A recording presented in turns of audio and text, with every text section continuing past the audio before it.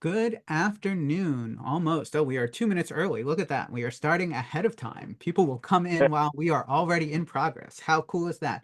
Oh, Welcome to Accomplices for Justice. Can you believe it, Pastor Hughes? We are episode 16. that's insane. And so I am Rabbi Jonathan Freirish. This is Reverend Dr. Wiley Hughes. We are Accomplices for Justice, or two in what we hope is many. And we are starting off this October with a series of three conversations focusing on what we might call how to live with more soul on the one hand, and maybe how to do so by capturing some of what liberalism has done for all of us already, which may mean jettisoning a whole lot of what we might call illiberalism on the left. Now, that's a mouthful and is a terrible, terrible soundbite, which is, in fact, the point of our book that we're going to come at in 2 weeks. So if you want more of that, liberalism is great and hard to explain type stuff. I urge everyone to pick up this very short and very wonderful book called A Thousand Small Sanities, The Moral Adventure of Liberalism by Adam Gopnik. Adam wrote this as a response to his daughter's upset in 2016 at seeing Donald Trump win the election. Mm. So it's a very interesting book, but it's not what we're talking about today. What we're talking about today is the first in our series, and that's John McWhorter's Woke Racism, How a New Religion Has Betrayed Black America. So I think, first of all, before we get into it, we are going to start by saying thank you, Professor McWhorter, for this title, and we're going to change it so that we can talk about it a little bit more proactively and a little less reactively.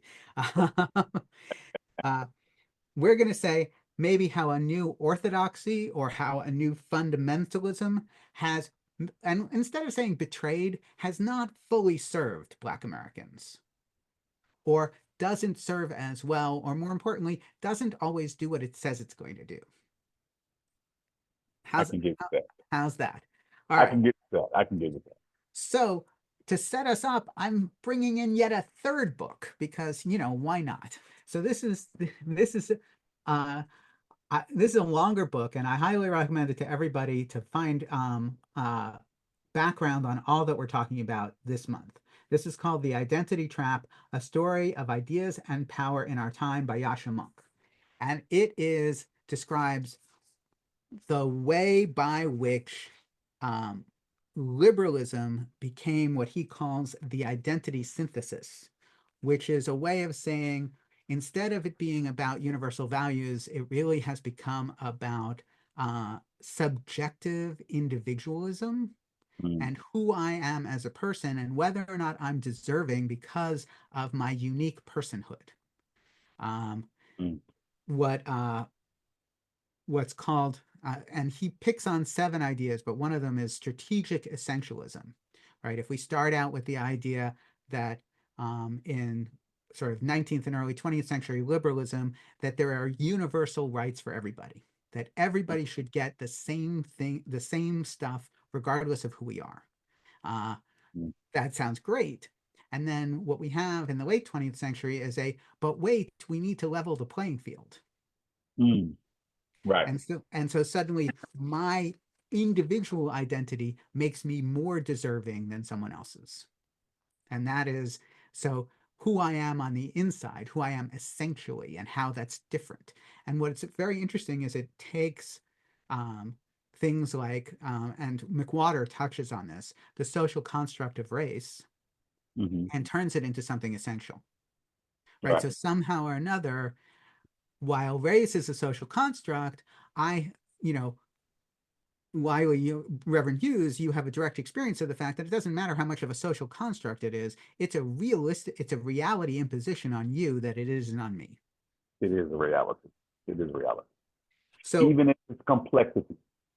right. So one of the challenges that we face is that in attempting to solve these problems, when we go out of complexity, we get into trouble. And Right. I think maybe we might look at McWhorter's critique in that way.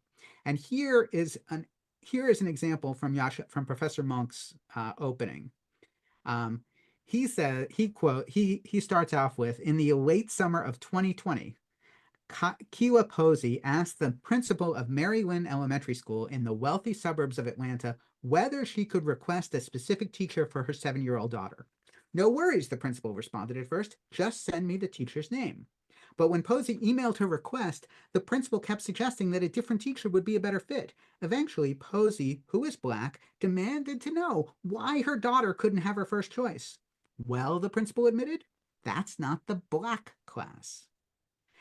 This story sounds depressingly familiar. It evokes the long and brutal history of segregation, conjuring up visions of white parents who are horrified at the prospect of their children having classmates who are Black. But there is a perverse twist. The principal, Sharon Briscoe, is herself Black. As Posey told the Atlanta Black Star, she was left in disbelief that I was having this conversation in 2020 with a person that looks just like me, a Black woman. It's segregating classrooms. You cannot segregate classrooms. You can't do it. What is going on, Reverend Hughes, that has gotten us to this place where suddenly it is the liberal progressive thing to segregate students so that they feel safe, so that they can perform better? What's going on? Come on, you know what's going on. This has been going on from the beginning. This has been going on from the beginning. When whites were segregating schools back before Brown versus Board of Education, and even after, there was a reason for that. And so the reason is because they want to preserve their culture. They want to preserve their way of life. When whites wanted to preserve their way of life, they segregated their neighborhood, they segregated their schools, they segregated their businesses. And that same desire to preserve a particular way of life is prevalent today. This is just what Dr. King said, that the moderate, the liberal Christian is still the most dangerous party, because at the end of the day, they are going to do the same things that their conservative counterparts have done. We see segregation in schools even now. My issue is not so much Black people advocating for segregation of schools or classrooms. Oh, we lost you there. Hold on. Something happened to your sound? Can you hear me? Yes, now. All right. My issue is, why is that an issue now when whites have been doing that for the past 20 years with the advent of charter schools? I'll give you an example. Okay, so here's the question there. I'm letting Allison in. Welcome, Allison. Welcome, Tay. Welcome, Barbara. It's great to have you here. We will certainly unmute you at some point for questions. And yes, we are, of course, recording. So here's the thing. Your kids don't have the option for a Black class because they go to a majority white school, right? Yes. Are there any other Black students in your kids' school in Orchard Park? Like 2. Okay, so yeah. In the entire school, forget in each we're grade. talking about the entire school. Yeah. Right. So there's no opportunity for a Black class unless, your kids get individual tutoring the entire time. Right. However, here we have colleges now setting up Black-only dorms at the request of African American studies professors and students. But why is the question? Why are they doing that? Because the Black students at these predominantly white institutions are being harassed, they're being raped, they're being assaulted, they're being discriminated against. They want a safe space. Like, wait. Okay. So McWhorter points out that students going to college report more racism in college than they did in high school. Oh yeah. Oh yeah. So yeah. what you're saying is that's the reality. That's not just, so McWhorter's position on this, and this is McWhorter's, please don't attack Well, me for it, is that African American teens and teens of a variety of diverse backgrounds experience just as much racism and persecution in high school as they do in college. But when they arrive in college, the culture helps them identify it more. Yeah, And it helps you create a safe space. no, and creates a greater sensitivity because so his perspective is Oh, somehow about that McWhorter. Yeah. right, McWhorter's perspective is that African Americans are the subject of constant microaggressions and difficulties in high school for sure. But in college, suddenly those microaggressions and difficulties require safety that wasn't required in high school. And that in the pursuit of safety and and I can't tell you the venom in Reverend Denise Walden Glenn's voice when she hears the word safe space because she thinks it's a total fiction. She thinks there is no such thing as a safe space for for an African American in the United States in 2024. And so the idea of trying to create one is is hogwash. So that it's only the expectation of safety that creates the sense that there is more racism in college than there is in high school. So Ah, yeah, I have a problem with that. I have a I problem. knew I knew you did, but I wanted to lay it out first. I have a problem with that. Okay, I understand that. I understand the reality of quote unquote safe space. That it's not real. There's no such thing as a safe space. But I can 100%. I agree with that. I agree with that more than anything in the world right now. But the idea that one should not, especially a college student, shouldn't at least feel safer.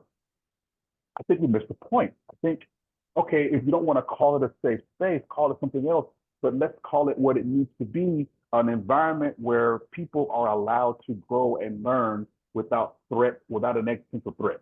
Okay. And if we can agree that, and I've read so many stories about African American students at predominantly white institutions who who are harassed, who are just the racism is incredible. I remember reading an article, actually was on the news. A student from Atlanta was at Yale or Harvard, one of those Ivy League schools, and she had a roommate, a white roommate, and this particular black student was always getting sick.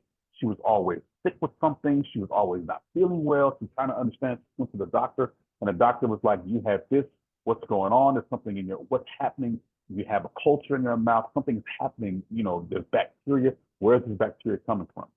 We don't know. If you can figure that out, we can sort this out." Come to find out, her roommate had been doing things with her toothbrush, putting it in certain places in her body, and then this person was brushing her teeth, and the roommate was was I'm trying to use a good internet friendly word. The roommate was putting things in her food, bodily fluids in her food, bodily fluids in her drink, because she really wanted this person to leave. And it came out. They put some, she left her cell phone camera running, and you could see that this roommate was literally harassing this girl. And so that kind of thing happens a lot. It happened to me when I went to school, and I went to school right down the street at Georgia State for my last 2 years of college, because I came from a historically black college, and I took the rest of my courses at Georgia State. And even I went through the same thing. Somebody broke into my car, and I watched them do it because they said that I had stole their book, a textbook. So, so there has to be something said about being a black student in a predominantly white environment, and having some kind of protection there. So So these are what you just mentioned are much more egregious violations of someone's personhood than yeah, McWhorter does. So it seems like, and McWhorter is a professor. He's a professor in yeah, an Ivy League school. yeah. I feel like, he's as good a first person witness of what's going on or what's not going on at school. And uh, and my question to you, and let's admit that higher ed is off the deep end on any number of issues. Uh, Yeah, one of the things that Yasha Monk points out is that in the last 30 years, the number of classes, 30 or 40 years, the number of classes being taught has like doubled, tripled, quadrupled at universities. But the number of faculty have only increased by 60%. right, What's increased incredibly is administrators.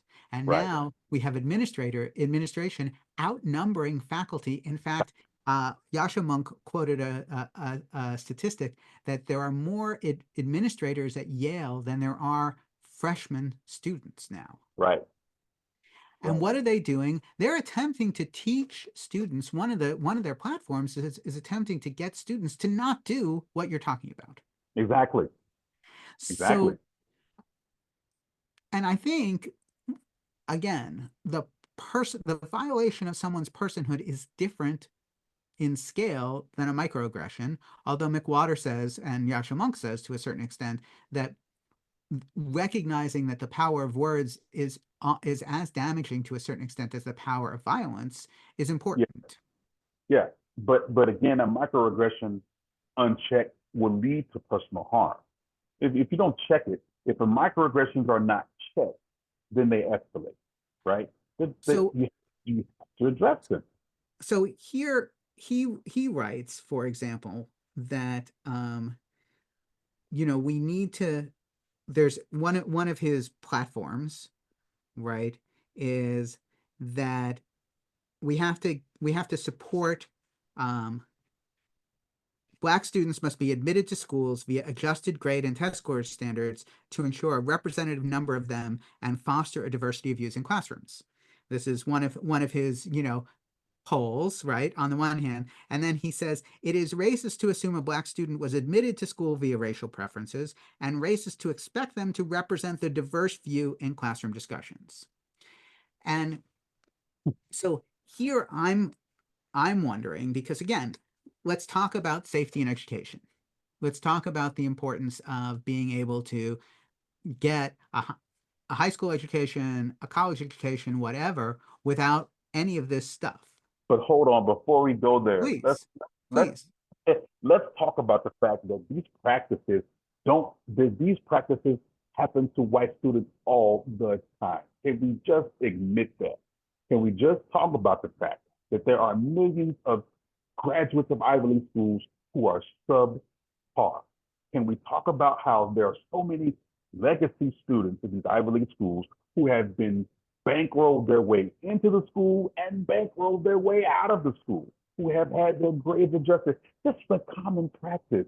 This has been happening for years, for decades. I would even say for centuries, if we're talking about these old established schools. So why is it okay for white people to do it, but it's a problem when it's done for students of color? Well, I don't think he's against affirmative action on the one hand. I think, We're not talking about affirmative action, though. We're not talking about affirmative action, well, right? I Because mean, affirmative action, however we tailor it, I am 100%. I believe that McWhorter's concern, right, and he raises the concern um, on this topic are Black students who don't have the chops well served? I think your question is as important, which is, are white students who aren't at level well served by being let into an Ivy League school, right? Whites. So this is a whole nother area, which is yeah.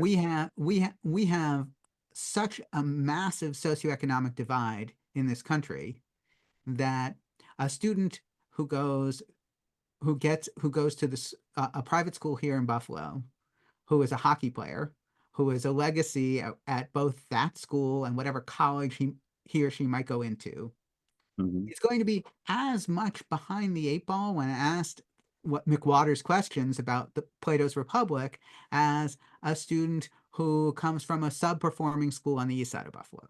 Mm-hmm. So those two students are going to be in the same boat. But as you pointed out, the only student we seem to care about is the African American student. That's it.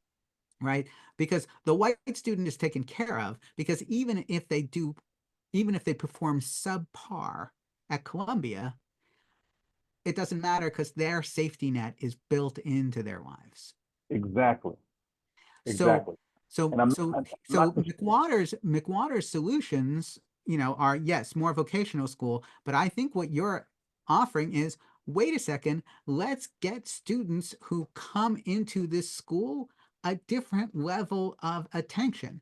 I saw this at Middlebury back in the dark ages when I was at Middlebury, where students who came from different socioeconomic backgrounds, regardless of uh, race, regardless of were were encouraged to do a preparatory week of school to get them uh, acculturated to the college campus life.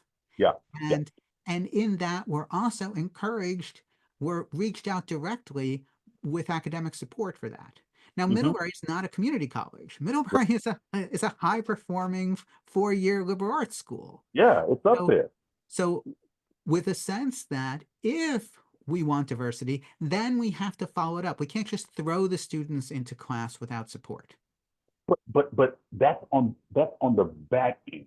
What McWhorter talks about is on the front end. He's saying that standards are being lowered so that black students can enter, which I don't see any evidence of. And I don't have access to volumes of research like maybe you might, or the time to look through it. But from what I have researched, I don't see that at all. In fact, I see the opposite of that. I see that black students who enter, who are applying to these schools, are often held to a much higher standard. I've seen more instances where black students are denied more often, even though they are at on the same level or even higher than their Well, white counterparts. and certainly we are seeing that now that admissions has gone off the deep end, right? So Well, in this year where affirmative action is totally outlawed, we're yeah. seeing a significant drop in minority students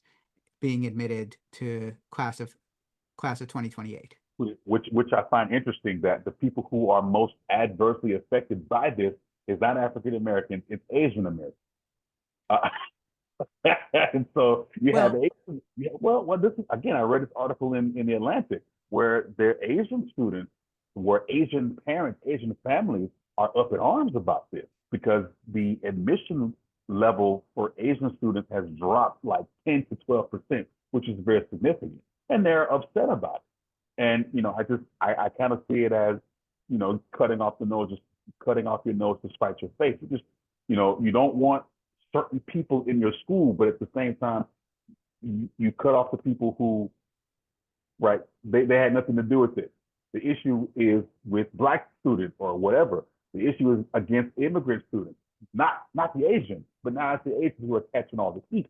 And you see the same thing played out in the housing market, where HOAs were formed to keep black residents out of the neighborhood, but then who else gets left out of the neighborhood? The people that you actually want. So, so I want to go back to some what may be our guiding light through some of this, which is an attempt for simple solutions to complicated problems.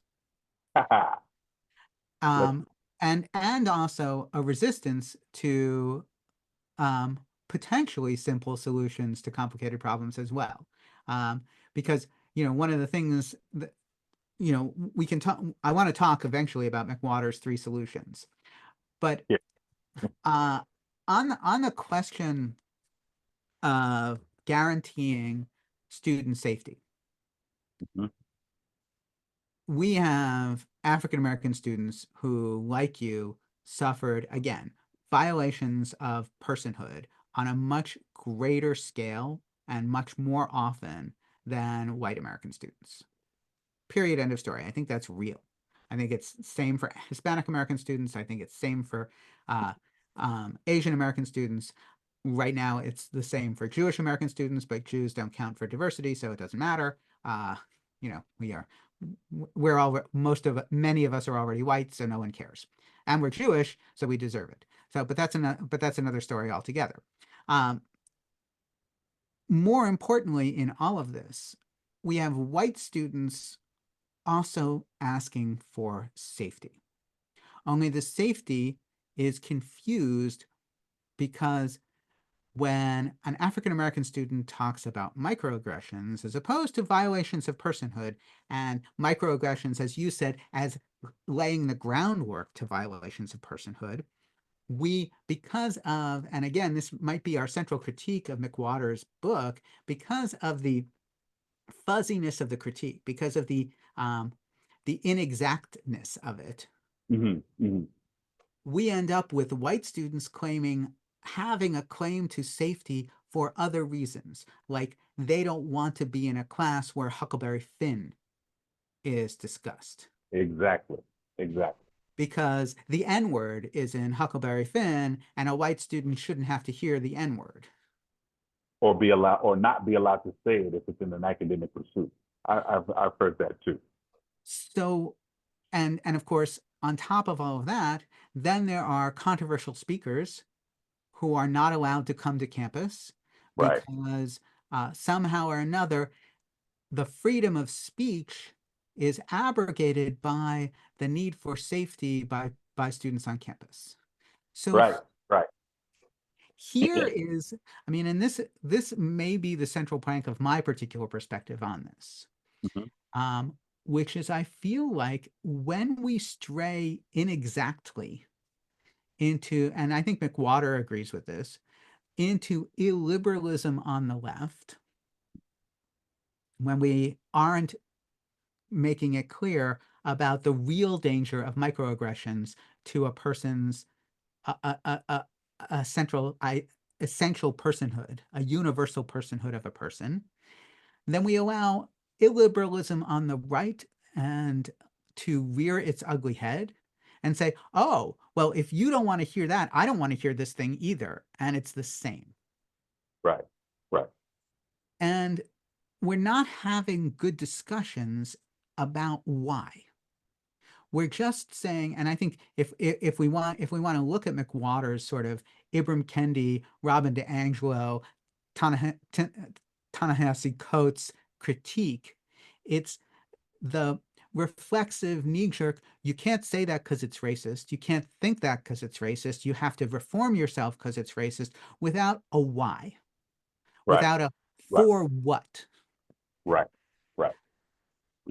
And I think what McWhorter does is he does highlight the extremism that has accompanied this anti-racism movement. I will give him that because all of the instances that he speaks of are very extreme cases. But I don't believe you can just throw the baby out with the bathwater. Just because you have extreme cases of something doesn't mean that the whole entire thing should be nullified. I don't think that you should stop being an anti-racist just because you got a few anti-racists who consider themselves prophets and gods of a new religion. Uh, you know what I mean? I mean, you cannot stop the fight. And, to talk about Ibrahim Kendi and Robin DiAngelo and to prop them up and Ta-Nehisi Coates and prop them up as these larger than life figures, and then and not to mention the work that they've done, just because there are certain people who latch onto them and treat them as prophets and gods, is sort of it's a straw man argument. It's like, okay, you have some extreme people who take this and run with it, but what what is it that they're running with? They're running. This is the work. Ibrahim Kendi talks about doing the work. Now, of course, that work is difficult and it might not be the best thing to do. It might not be the best choice. There might be something better, but it's still work and it's something that we all have to do. And so Robin DiAngelo says it as well. She's like, yeah, she writes a book for white people, but at the same time, this is work that should ultimately benefit everybody, not just black people, but everybody. The country must heal. And in that healing, there has to be some restitution. There has to be some reckoning with white people and also a reckoning with black people. And if we every time we try to move toward that restitution, we cut it off because it's not right, it's not this, not that, then the work never gets done. So so you've highlighted a key element here, which is McWhorter's reading of those three particular, prophets of this orthodoxy. That's an awesome term, by the way. Prophets of orthodoxy. Uh, and it is that they may not necessarily promote the entirety of the extremism that he is reading. Right. And, Yasha Monk points out that one of the essential aspects of all of this is an overturning of optimism. That Mm, that mid 20th century anti-racism work, civil rights work, was optimistic. That mm, that even at the end of both Malcolm X's and Dr. King's life, both of them were wed to the idea that changing the system would be more effective mm. than tearing it down. Yeah. Yeah. And uh, and regardless of the historicity of whether or not the Constitution and the Declaration of Independence are worth saving, Mm, and um, certainly by the time Lincoln reinterprets them, hmm. and Lincoln, of course, not 100% wonderful figure either, but Right. by the time Lincoln reframes both the Declaration of Independence and the Constitution so that we have three central amendments to the Constitution that do attempt to redeem it. Um, Right.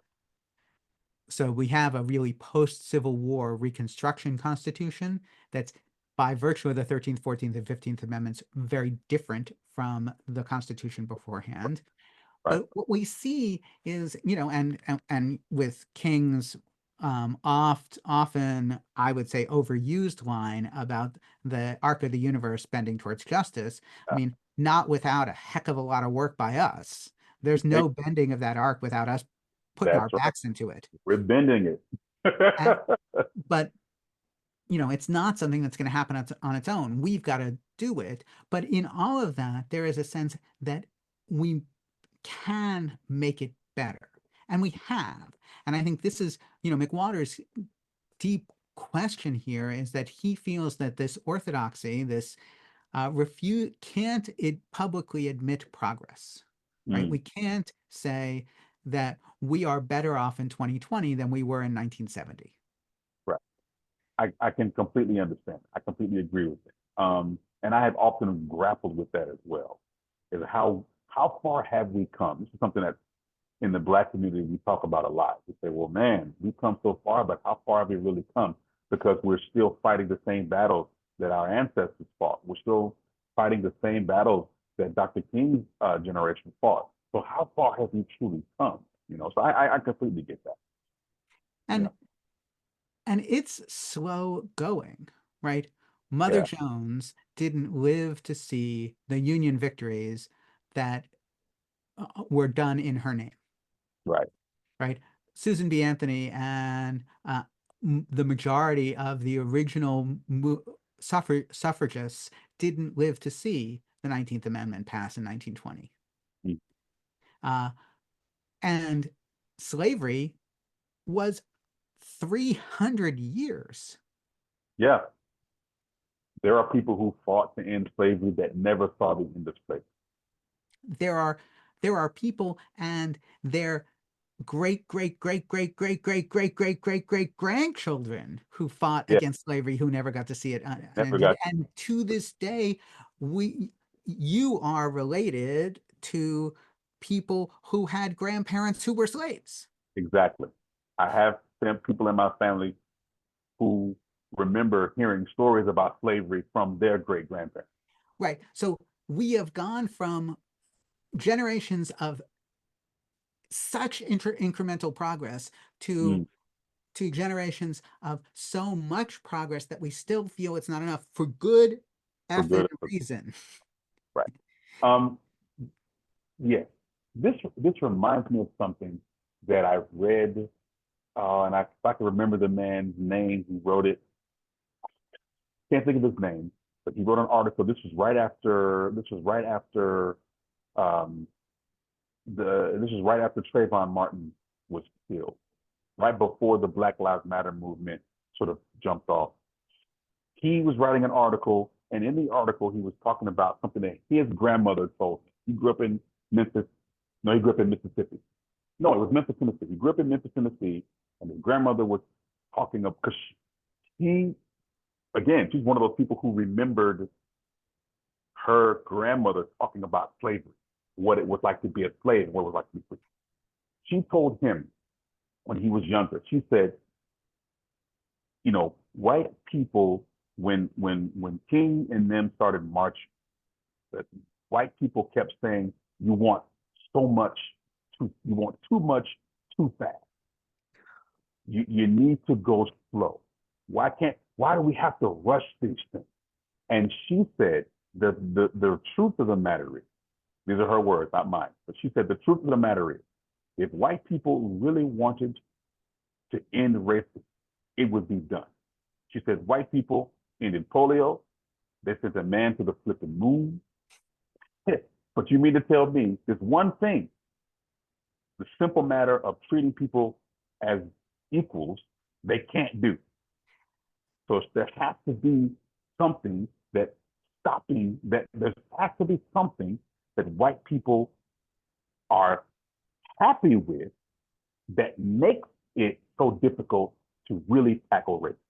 And Well, and when white, Pastor Hughes, I think this is, you've hit the nail on the head really beautifully here with yeah, this, which is there's one thing for working for incremental change within the system based on an understanding that what's happening is absolutely wrong. exactly. And another thing for saying, oh no, it's moving too quickly. That's No, it. no, That's that's it. that's not okay. It's not No, okay to it's say not, to say you don't get fundamental human rights. right. That's not okay. There's no acceleration that is fast enough to That's right. get our neighbors equality of rights. That's Period. End right. of story. Period. There's an understanding that changing the system to make that happen may take time. But Yeah. if we're dragging our feet because, oh no, equality is too much too soon. No, forget that. Right. And I think again, part of the, what you so beautifully, divided out there and articulated clearly is that there is a resistance in, let's call it the white supremacist nature of American society, regardless of McWhorter's denigration of white supremacists being, this now unspecific curse word. Uh, Uh, but there is, right? There is yeah. Sure. there is a bedrock in the even more in the there are multiple threads in the warp and woof of the tapestry of American society that are fundamentally white supremacist. Hmm. And I pulling them out is going to take time, but identifying them as wrong should not be a question of patience. exactly. It should not be a question of faith. And I think, and that right there to me is why we have this wokeism nonsense to begin. This is why Black students are requesting safe spaces in college. This is why, you know, uh, this is why CRT was created. This is why people are reacting negatively to CRT. It's because we let this sit for too long. We've let it sit for too long. And until we until we wake up and I said that intentionally, until we wake up and realize that these practices are wrong and that they should stop, we're going to keep having these problems. It's going to keep happening. It's going to keep bifurcating. It's going to keep dovetailing into something bigger and bigger and bigger until we realize and recognize that the stuff is wrong and stop trying to justify it. What bothers me so much about racist people and white supremacists is that they try to make bad things normal. They try to say it's okay. No, the Confederate flag is about Southern pride. No, it is not. It has never been about Southern pride. You are trying to justify racism. You are just trying to do wrong. That's wrong. And So, so instead of us saying as a nation that is flipping wrong, we say, well, they have a right to express themselves. which they do. They do have a right to express themselves, but we also have a right to respond. It's all about, okay, freedom of speech. I can say what I want. Yes, you can. You can say what you want. You can do what you want, but that should not stop us from saying you're flipping wrong. Well, freedom of speech doesn't mean freedom to be unchallenged. Exactly. We should be able to challenge. If I want to go cut the head But I off of a think, Confederate but soldier statue, I should do that.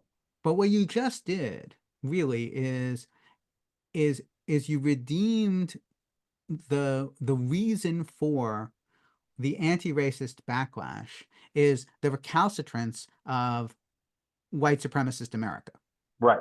Right. right? So that Off the trench. Like, why do we have sort of this frustration from um, whatever McWhorter identifies as this woke racism, orthodoxy? We mm-hmm. have it in large part because white America is so damn recalcitrant about it, right? So, however, there what McWhorter is maybe in fact calling for, welcome Nanette, nice to see you, is is a greater effectiveness in this. Because Yes. I think Ibram Kennedy's original call, right? The original call from How to Be an Anti-Racist from Ibram Kendi was not, and I would say the original call from Robin to Angelo, whom I've also read and respect, Mm-hmm. because of course McWhorter takes issue with them all, Yes, he does. is is that first of all, it does take work, and it is consciousness work in Yes. order to do this. And consciousness work is personal self-growth on the one hand, but Right. both of them are asking for policy changes that make real difference. And and and I think in the backsliding, reactionary, uh, anti-progress of the last 15 years, really since the Tea Party movement, we've seen uh, white supremacist America take on voting, take Mm-hmm. on, um, you know, equality under the law, take on, you know, corporations and the right to give as much money as you want for whatever cause, take on the administrative state of the United States for the sake of pulling America back into a minority rule society. Mm-hmm. And in this, there is therefore an understandable frustration among all of us who have been pushing for deep internal change in ourselves to be coupled with organizing for progress externally. Right. And in that frustration, we latch on to the idea if only we can get everybody to say the right thing, then it'll be better. Exactly. Something that Dr. King said that I've never forgotten. And he said it like this. He said, the problem with America is a moral issue. But the thing about morality is inherent in every person. Whether you choose to be moral is a choice. And so you cannot change a person's mind. You can only change your own mind. And so what happens is we who are in this anti-racist work, or we who call ourselves liberal or whatever, liberal work on the left, we are trying so hard to change people's minds. Dr. King said, people will criticize Dr. King. They said that, you're trying to shuck and jive for white people. You're trying to show who to white people that you are a human being. And he was saying his response to that was, no, I'm not. We are not shucking and jiving for white people. We are being human beings for ourselves. The white people have to choose to accept us as such. And if they don't, that's their failure of morality. If that means that they have no morality, you cannot appeal to a person's morality who has no morality. You cannot appeal to a sense of justice to a person who has no sense of justice. So, we try so hard to change people's minds and we never can. We can't change people's minds. They have to make that choice for themselves. And so what we're trying to do, which seems futile, which I'm now, as we're talking through this, I'm getting a little bit of what McWhorter was saying. He's saying that we're putting all this effort into changing people who really cannot be changed. So the policies that we are supporting and that we are voting for, that we are spending our money on, they're just band-aids. They're just band-aids. And anytime you put a band-aid on, you're not healing the wound, you're just covering it up. And when the wound is covered up, that gives the people an opportunity to morph and change. Racism is around still because it's been allowed to change and morph and adapt. Because we really can't change their minds. We can only change their behavior. We can make it illegal. We can make it, punishable, but that's not going to change who they are as individuals. And so we can tamp it down. We can suppress it. You can't say this. You can't say that. You must do this. Okay, fine. But that's still racist. That's still So, racist. so we're gonna open up this conversation in a minute, but I want to end our non-participant, our not yet open up part on conversation of what I think are the most salient points that Professor McWhorter makes, which are his three practical recommendations. So his three recommendations for excellent. Thank you for setting that up with no editorial comment. So his three recommendations are: number one, legalize all drugs for the sake of cutting into the prison industrial complex, right? So that if we cease having so many people unfairly in prison because for trumped up drug charges, then we will have a lot more people in the Black community. So that's number one. Number two is return to reasonable phonics education for, he says, for all majority minority schools, but I would go further and say for all schools. I think our reading education has sucked when we abandoned phonics, and I have seen it personally with my own child who required my spouse to actually go through phonics with them in kindergarten in order to actually get them to read. Books So, don't work for me. I'm sorry. those two, and then number three is a return to advocating for vocational education. That success in America does not mean going to college.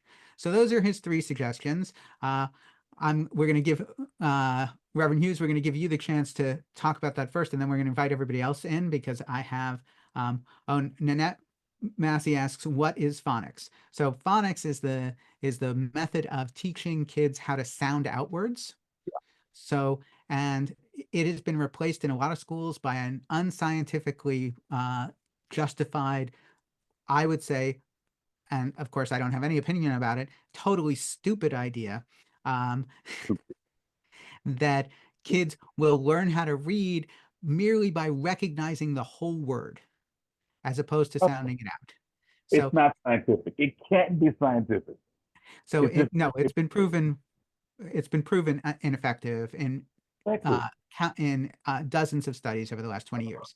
Oh my Yes, gosh. Nanette, that is stupid. All It's right. so I think we may have lost our child-friendly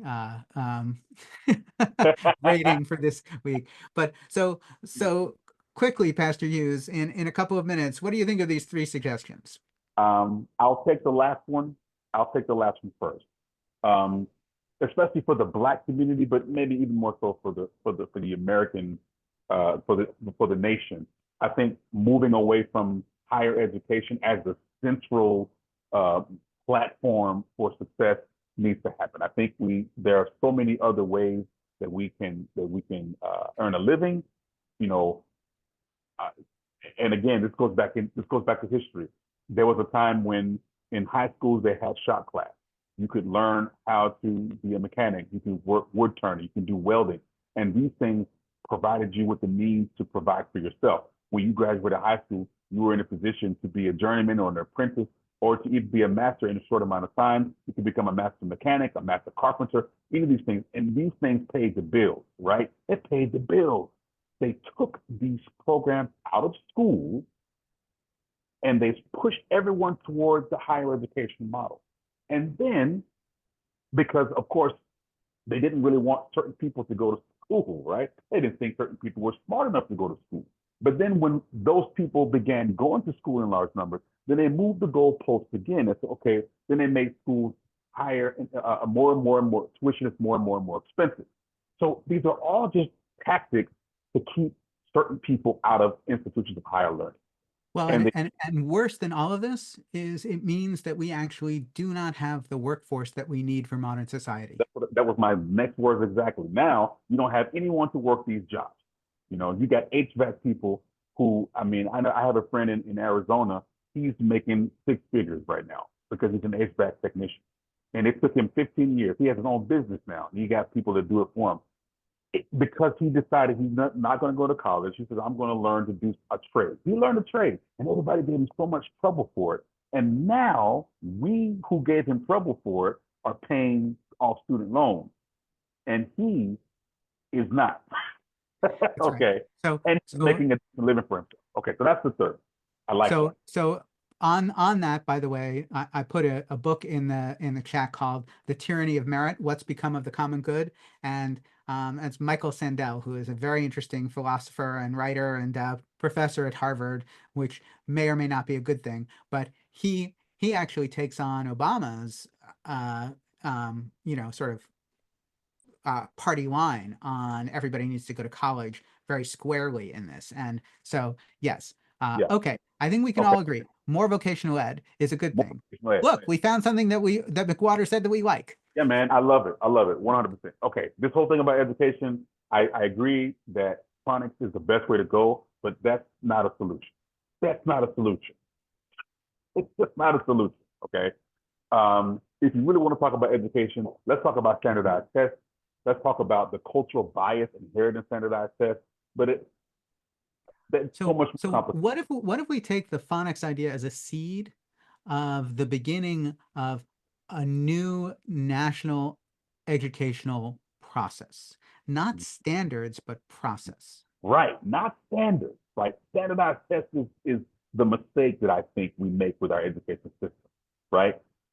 What is a standardized test? It's anyway. Oh, We don't have. standardized tests are, look, let's dismiss standardized tests in the quickest possible way, which is by saying that every standardized test still derived from the IQ test in the early 1900s that was deliberately designed to show that white people were smarter than black people. Period. Exactly. End of story. It is a racist It's so great. intent from the outset.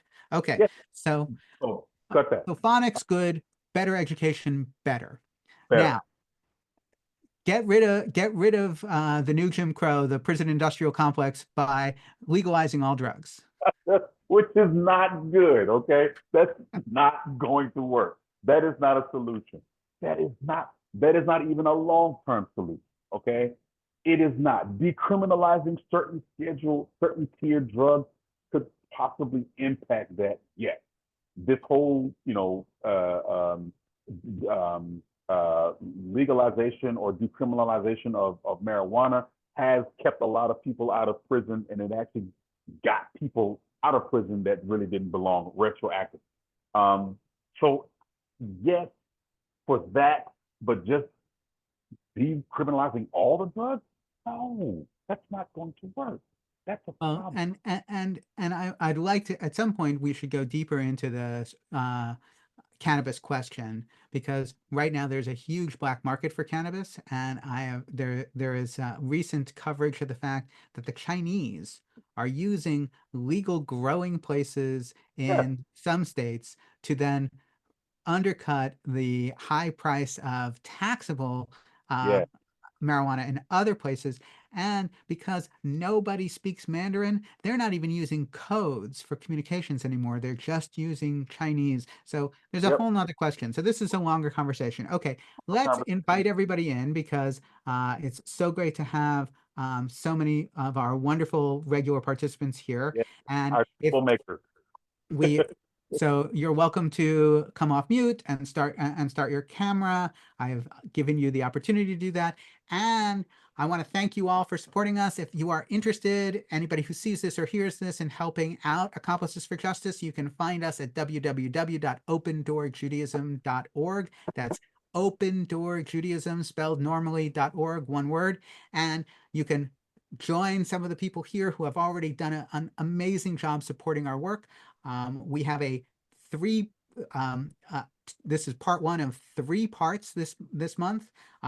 This one on woke racism, the next one on this book, A Thousand Small Sanities, which we've set up very well today Adam by Adam Gopnik. Gopnik. Yes.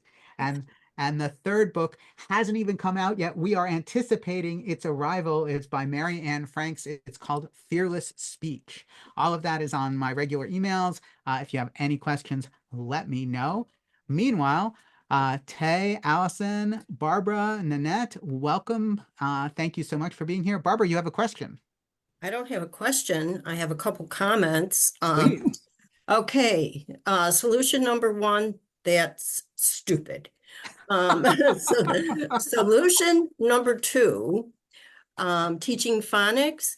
I can attest to the importance of that. First of all, reading is the basis for, I mean, if you can't read, you might as well forget it.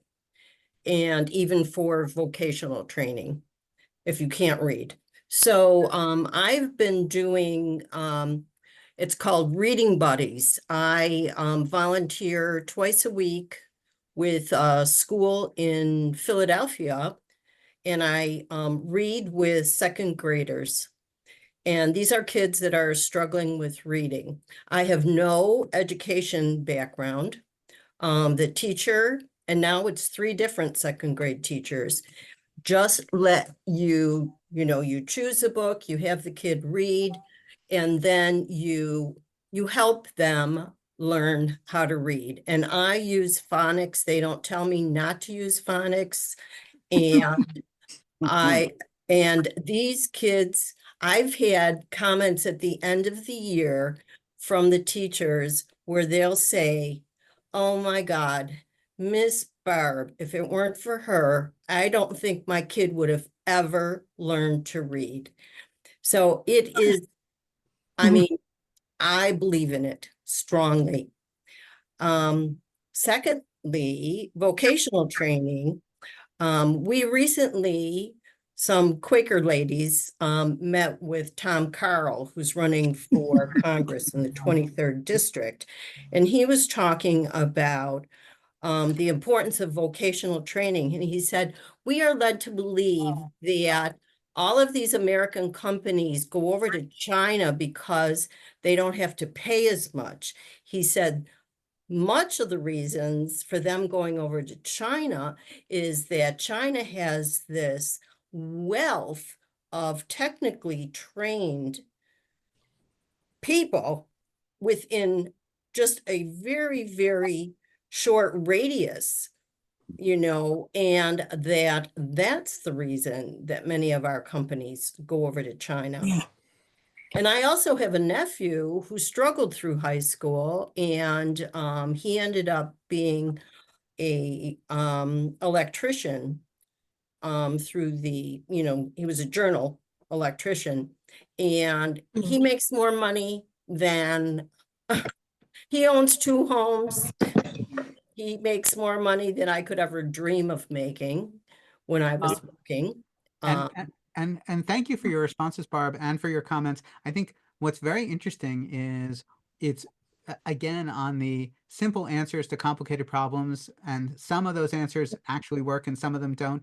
The notion that it was law enforcement changes and drug enforcement changes that got us into the prison industrial complex doesn't mean it's the way out of it. And I think and I think that oftentimes we say, oh, this was the cause, get rid of the cause, we'll get rid of the problem.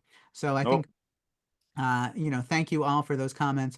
Tay, Allison, Nanette, or Pastor Hughes, you have another response? No, I was just saying that 2 wrongs don't make a right. Go ahead, Charlotte. I'm sorry. Yes, Tay. I'll just quickly say I agree very much with Barb about a lot of the things. And Nanette knows a great deal about equity in education. I've talked with her about that, and you can get her to talk about that very much. And I could talk on for 10 minutes about my experiences with my grandkids versus working with pre-K and kindergarten students as a volunteer and so on. But Barb, I think, hits it pretty well on the nose. And you're right about at least phonics first, and then sight reading comes after they can work out. And that's what my granddaughter has already learned, and she's only 4. She can read chapter books like a second grader. So anyway, third grader maybe. But Um, And of course, it, you're not biased at all because your grandchild must be the smartest and most brilliant person ever. well, no, but I know the advantage she has. Her mother can afford to be a stay-at-home mom while she's working on her PhD, but et Please, cetera, et cetera.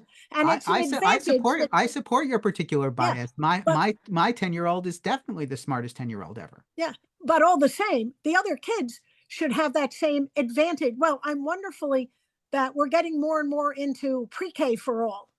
Mm. Um, so kids can start learning when they're 3 and 4, because I know at least with foreign languages, they say, well, second languages, let's say, not foreign, second languages, that kids who've learned a second language before they're about 5, or by the time they're 5, are better at language learning. And I would guess that the same kind of thing happens if they've had experiences with reading when they're 3 or 4. It's going to make them better at it all the way along, and so on. So universal pre-K, I think, is wonderful. The school that I'm retired from just started having pre-K for 3-year-olds, not just 4-year-olds. Now, this Wow, that's school, great. these kids are also pretty privileged, so that's one thing. But one That, thing I'll just tell maybe just a fun story, but interesting. And I keep thinking about, okay, I may have mentioned this before, but I don't think so.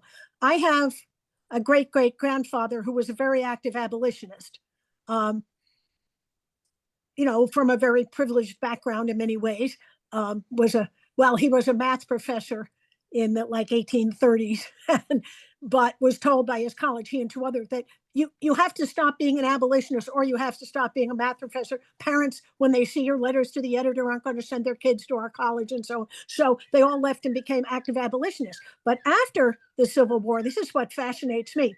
He was very supportive of his daughters. In fact, one of his daughters was very tech savvy, and he and his daughter made actually a calculator, and it's in some museums, some examples of it. They designed a calculator in, I think, the late 1870s. Well, anyway, the point is that when it came up in his big abolitionist group after the Civil War to promote, let's see, voting rights for Black people and for women, all in one thing, and that's what his group wanted, he actually moved on into a different group that only supported it for Black people, because he believed that if you put the two together, it would be rejected, because people didn't want women to vote. They didn't mind if Black people voted. And, always, and he was very supportive of his wife and his daughters, but he felt that if they were put together, it was the women that would ruin everything. So put the women's votes off to the side. And that fascinated me, that he would say that, but it might have been true even in those days. I don't know. But anyway, that's Thank you so much, Tay. probably enough. Allison, did you have a comment or a question? Yes, I'd like to speak to 2 things briefly. One is vocational education. We work on that in Africa too, because in Kenya, inherited from the British, is the universities the only way to go. And so it was really hard to convince people that, gee, you could do a lot in carpentry, you could do a lot in plumbing, etc. So we're still working on that. Now here, if we do emphasize vocational education, there's a lot of training needed for the guidance counselors and the teachers, because there has been in the past saying, oh, well, if they don't qualify for college, then send them to vocational. Yeah. And that's where the BOCES thing came from. But BOCES is improving, I think. And Yeah. I hope that there will be training for those who advise students which way to go. Well, and Allison, what you point out is really so important, which is Yeah. this idea that there shouldn't be a stratification. There shouldn't be a sense that, oh, I'm not high achieving enough to go to college. Rather, Yes. hey, I have a different, I have attributes and tendencies that make me want to do a different work than Yes, sitting in a exactly. classroom, right? right. You know, Mhm. I have a son who, is a very physically active guy, and he has accepted, because of his preferences, that he's going to be in school for a long time. that's not something that he got from us. I mean, he lives in a household with a lot of books and, you know, and a lot of talking about this sort of stuff. So he may have got it from somewhere, but his preferences are not mine, right? He wants to go forward in hard sciences. He says, I know I'm going to school for a long time and I'm okay with that, right? But to have a student who says, hey, wait a second, what I really like is fixing things. Mhm. And so, you know, we know somebody here in town who was playing with his car throughout the last couple of years of high school. He went to school for as an aviation mechanic. Yeah. And so there are options. And so I think Mhm. that's and if I want to end, and we need to end because of course we all have places to go, and we really appreciate all of you being here. I want to end, you know, for those of you who don't know, it's an interesting time of year to be Jewish. Yes. Tonight is Erev Rosh Hashanah, the first evening of Rosh the Hashanah, Jewish New right? Year. And if I want to offer all of us a blessing, it's the idea that options are at the core to human rights. Mm. That what we need to figure out how to do, and you know, why Reverend Hughes and I have talked about living with soul. Well, living with soul means, you know, in Adam Gopnik's words, and we'll talk about it next week, reducing cruelty to the best of our abilities on Mm. one hand, and on the other hand, I think providing options, and that those options should be the best that we can offer to the maximum number of people, and that that those options should not be distinguished because of different people's backgrounds. We should Mhm. offer as the fullest menu of options in life. And with that, I wish all of you a 5785, which is our next Jewish year, starting tonight, of options and wholeness and well-being. May it be a better year for us all. Thank you all so much for coming today. Thank you. Thank you. Thank you. You. Rabbi Friedrich, would you please be sure that I am on the invitation list?